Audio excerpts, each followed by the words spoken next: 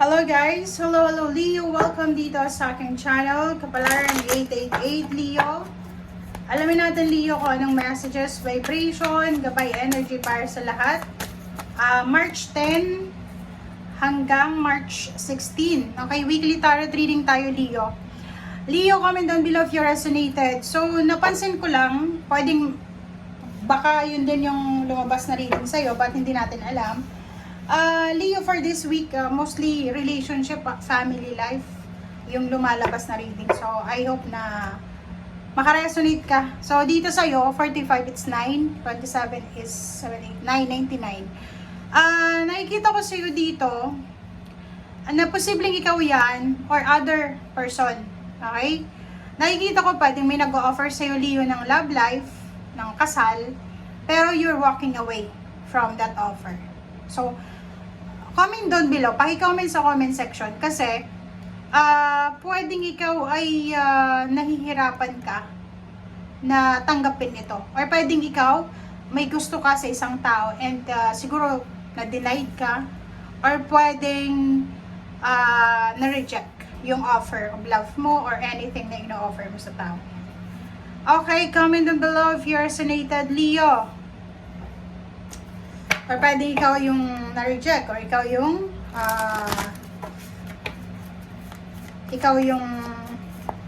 may ayaw, parang gano'n. Oops. Sorry. Oh, diba? Nako, Leo. Nasaan ka ba dito? Comment down below if you resonated. Relationship talaga yung lumalabas sa atin eh. Relationship, love life, family life. Okay? Tingnan mo. Number 7, number 8, number 3. Heartache and loss, trap in fear, deception and envy.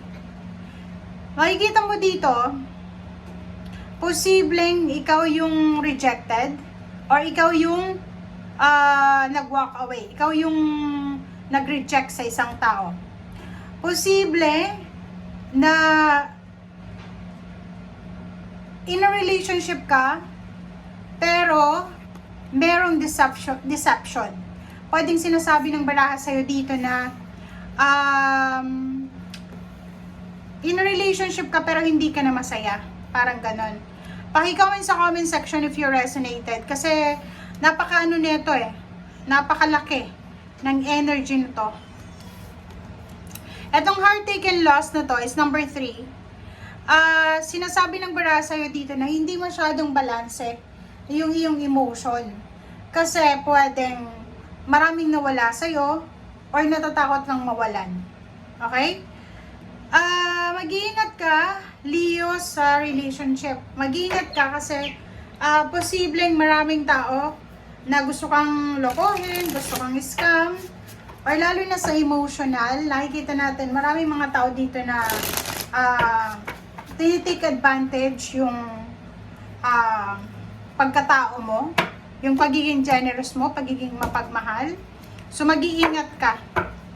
Okay? May Leo dito na parang matagal na siyang unemployed. Maybe 3 years na siyang nagsasuffer ng heartache and loss, trap in fear, takot na takot. Parang ganon. So, mag-comment na kayo, Leo. Kasi yung makikita mo sa energy mo na yan, takot ka na maloko kasi naloko ka na dati. Natatakot kang mawalan kasi nawalan ka na dati. Natatakot kang mag-try, parang nakatrap ka na sa takot. So, pakitingnan kung ano yung pwede nating magawa sa linggo ito. Okay, Leo. Comment down below. First 3 cards tayo sa third deck. Kung makikita mo dito, sinasabi ng baraha mo na maraming good news ang posibleng darating sa'yo. It's a good news. Maraming makaka-recover na Leo from pain and heartaches, from betrayal, from fear, from regrets. Moving on, meron kang mai-experience na pag-move on.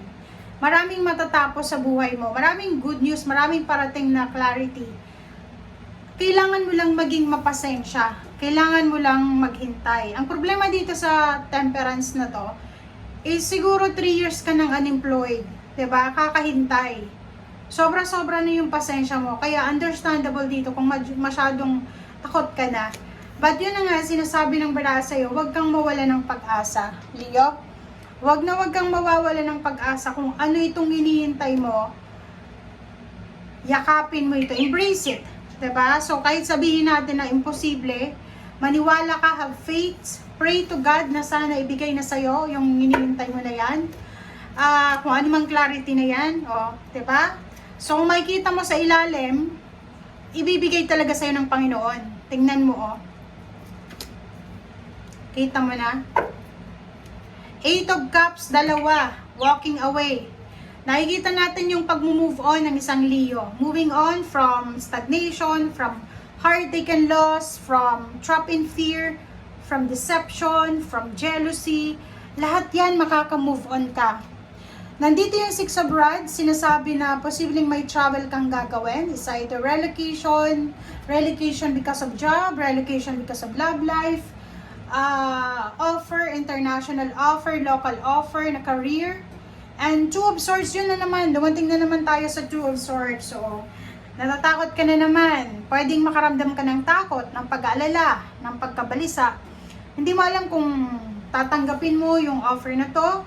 Ang sabi nga sa'yo ng baraha, Knight of Swords, be aggressive. Okay, yun lang. Alam mo ba yung Leo, normally yung Leo, sobrang aggressive niya. Magaling dumiskarte. Pero, may ibang Leo na sa kasalukuyan ngayon is, nawawalan sila ng pag-asa. Nawawalan sila ng liwanag, 'di ba? So, dito sinasabi sa'yo na, be at peace. Okay, be at peace. Be patient. Trust God, trust yourself na magbabago pa ang lahat. Okay? Okay, so reverse yung 2 of Cups. Nakikita ko sa'yo may mga Leo na medyo may edad na, matandang binata, matandang dalaga, na hindi na sila naniniwala sa love life, hindi na sila naniniwala, parang iniisip nila, nako, hindi na ako magkakaroon ng asawa, hindi na ako magkakaroon ng anak, ganyan, ganito. Dito sinasabi sa'yo ng barahan na hindi pa huli ang lahat Kasi sabihin mong may edad ka na, 50 years old ka, 60 years old, kung talagang naka-destiny sa'yo na makapag-asawa ka, magkaroon ng kapamilya or ng love life, darating yan talaga sa'yo. So, Leo, ang message sa'yo ng baraha mo for this week is wag kang panghinaan ng loob. Yun lang, wag kang mag-alala, wag kang panghinaan ng loob. Tuloy-tuloy lang, laban lang. Yun ang pinaka-importante sa ngayon. Lumaban ka, ilaban mo kung ano yung dapat na talagang para sa'yo. Deserve mo yan Okay? And yun na nga, Knight of Swords, be aggressive. Maging chismoso tayo ngayong linggong ito. Okay? Kailangan natin ng information. Kailangan natin ng maraming kaalaman sa linggong ito. Okay guys, thank you for watching. Bye!